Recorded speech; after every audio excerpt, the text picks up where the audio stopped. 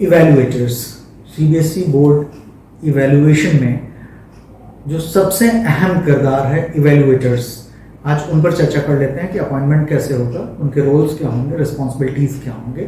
जल्दी से सबसे पहले तो एलिजिबिलिटी की बात कर लें तो एटलीस्ट इनको पोस्ट ग्रेजुएट होना चाहिए अगर क्लास 12th की कॉपी चेक करनी है, और ग्रेजुएट होना चाहिए अगर क्लास 10th की कॉपी चेक करनी है। साथ ही साथ इनके पास होना चाहिए 3 साल का एक्सपीरियंस, चाहे 12th के लिए हो और चाहे वो 10th के लिए हो। और अच्छा होगा अगर वो प्रैक्टिसिंग टीचर हैं किसी स्कूल में, लगातार काम कर रहे हैं। और अगर संख्या कम पड़ रही है इवैल्यूएटर्स की, तो जो रिटायर्ड टीजीटी पीजीटीज हैं, टीजीटी 10th के लिए और पीजीटी 12th के लिए, तो उनको भी हायर किया जा सकता है इवैल्यूएशन पर्पस के लिए, बशर्ते उनकी उम्र जो है 65 साल से ज़्यादा नहीं होनी चाहिए। करंट एकेडमिक सेशन में 1 अगस्त को 1 अगस्त को करंट एकेडमिक सेशन में 65 साल से ऊपर नहीं हुए हैं तो उनको बुलाया जा सकता है रिटायर्ड टीजीटी पीजीटीज को। कौन लोग एलिजिबल नहीं होते हैं? वो जिनका सस्पेंशन हुआ है सर्विसेज से, वो जिनके खिलाफ डिपार्टमेंटल इंक्वायरी चल रही है, या जिनको किसी भी वजह से सीबीएसई बोर्ड ने डिबार किया है अपने किसी भी काम से, या ऐसे भी लोग जिनकी इंटीग्रिटी जो है वो डाउटफुल है, उनको भी नहीं लिया जाना चाहिए, वो लिए नहीं जा सकते हैं। साथ ही साथ 1 एग्ज़ाम 1 सब्जेक्ट, यानी अगर एक इवैल्यूएटर है तो एक एग्ज़ाम में उसको एक ही सब्जेक्ट का इवैल्यूएशन करने का रूल है। उसको एक ही एग्ज़ाम में 2 सब्जेक्ट्स नहीं लिए जा सकते इवैल्यूएशन करने के लिए।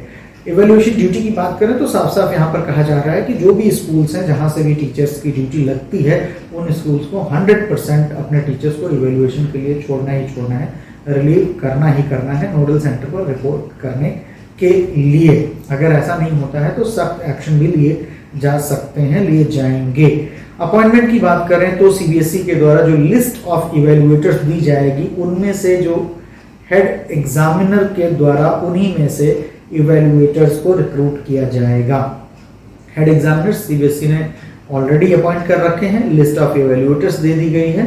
वहां से एचई जो है जो पहले दिन की परफॉर्मेंस होगी सैंपल कॉपी चेकिंग में, उसके आधार पर एचई इवैल्यूएटर्स को रिक्रूट कर लेंगे कि ये इवैल्यूएटर्स होंगे, ये जो है इसमें कोऑर्डिनेटर्स होंगे, इस तरीके का वो बना लेंगे।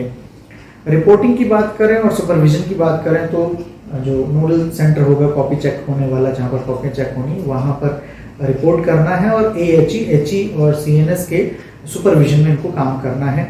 रिपोर्टिंग जो है कंपलसरी है, उसमें किसी तरीके की जो है छूट का कोई प्रावधान नहीं है।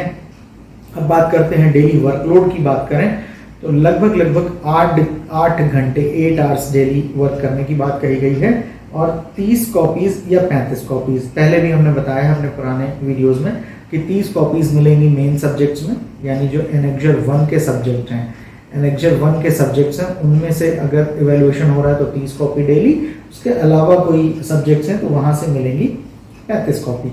और पहले दिन की मीटिंग जहां पर मार्किंग स्कीम का डिस्कशन करना है, क्वेश्चन पेपर का डिस्कशन करना है, प्रोसीजर ऑफ इवैल्यूएशन की बात होगी और किस समय आना है, किस समय जाना है, और जो भी रिलेटेड इश्यूज हैं उनके बारे में पहले दिन की मीटिंग में चर्चा होगी।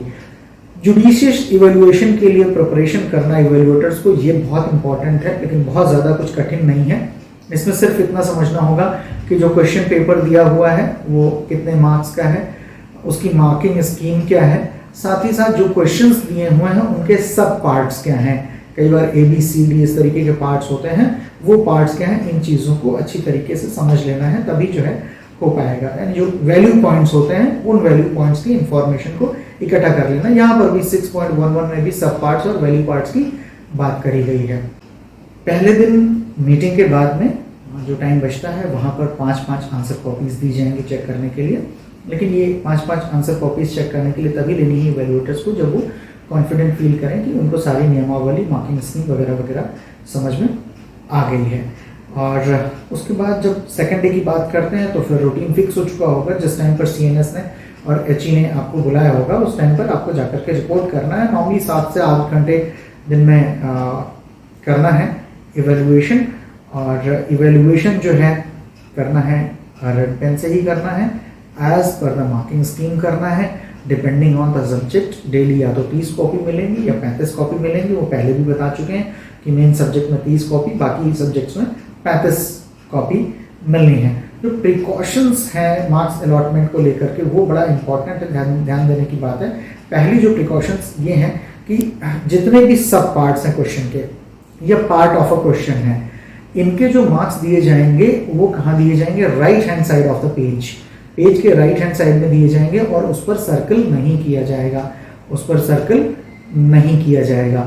और फिर इन सारे सब पार्ट से पार्ट जो है उनका जो टोटल होगा वो लेफ्ट हैंड साइड यानी बाईं तरफ कॉपी के पेज के बाईं तरफ किया जाएगा और मार्जिन के बिल्कुल नज़दीक, और साथ ही साथ इस टोटल को एनसर्कल कर दिया जाएगा।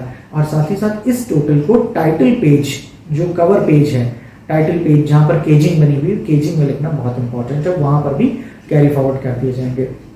अगर कहीं 1/2, 1 राइट 1/2 या 1/4 इस तरीके के मार्क्स दिए जाते हैं तो इनको बहुत क्लियरली लिखना चाहिए, बहुत लीजिबली लिखना चाहिए ताकि सबको आराम से पढ़ने में आ जाए।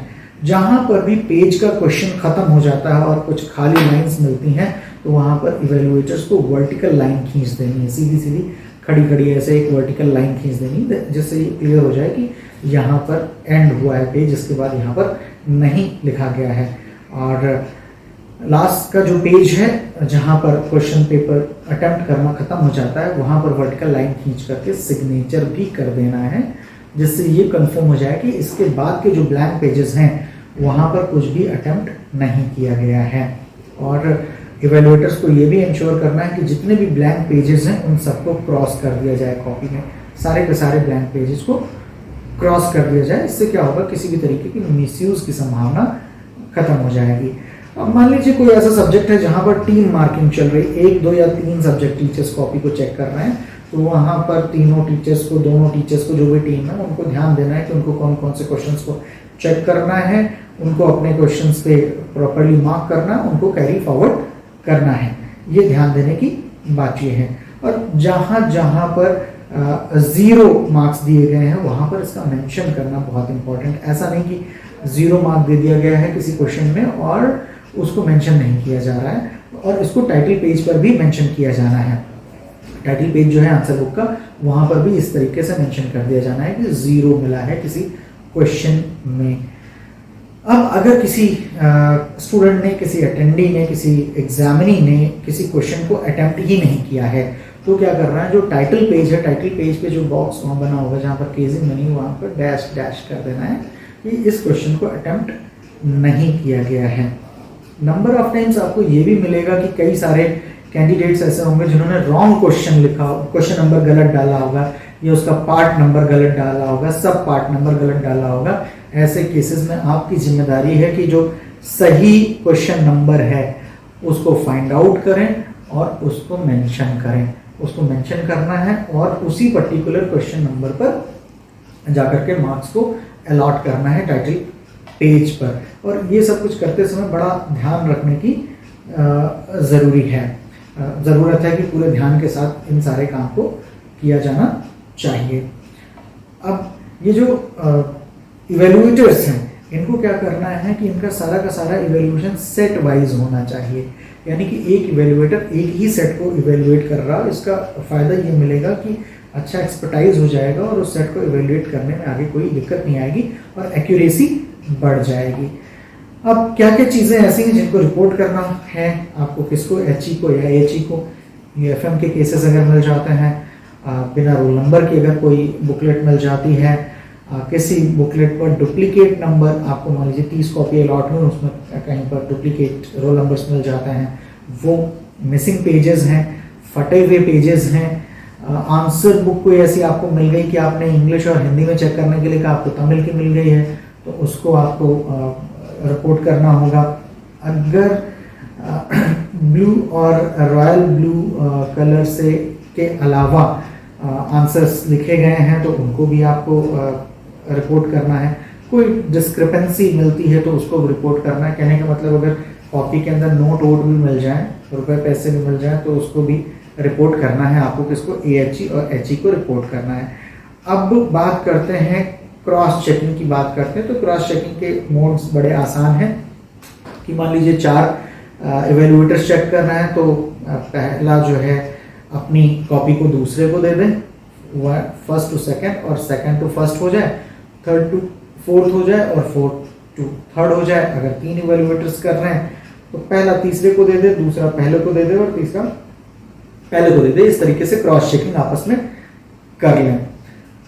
अब एक बड़ी अहम चीज़ है कि क्रॉस चेकिंग वगैरह तो हो ही जानी है। क्रॉस चेकिंग में जब भी कभी किसी भी कॉपी पर 95% मार्क्स के ऊपर मिलता है तो उसको दोबारा से री इवेलुएट करना है।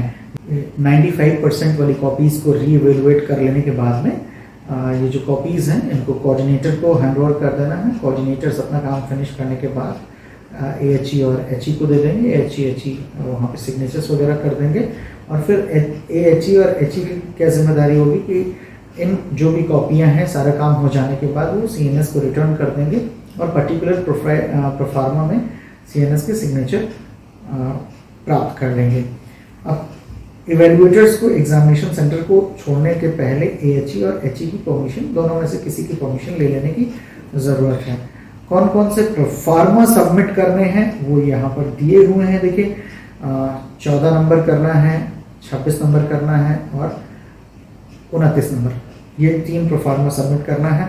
और एग्जामिनर्स को रिलीव करते समय यानी जो इवेल्युएटर्स हैं उनको रिलीविंग सर्टिफिकेट आपको CNS से लेना होगा और वो एनेक्सर 3 में दिया हुआ है। कन्वेंस अलाउंस जो भी नियमानुसार हों, रिफ्रेशमेंट चार्जेस जो भी नियमानुसार हों वो आपको लेने हैं और जो भी रिम्यूनरेशन है वो भी आपको नियमानुसार जो है मिल जाना चाहिए एग्जामिनेशन सेंटर को छोड़ने से पहले। तो ये है इवेल्युएटर्स की रोल्स, रिस्पॉन्सिबिलिटीज़ और उनकी ड्यूटीज़। मुझे लगता है कि लगभग सारी चीज़ें इस वीडियो में कवर हो गए हैं। यदि इसके बावजूद कोई क्वेश्चन रह जाता है तो आप कमेंट बॉक्स में लिख दीजिए, मैं उनका जवाब देने की कोशिश करूँगा।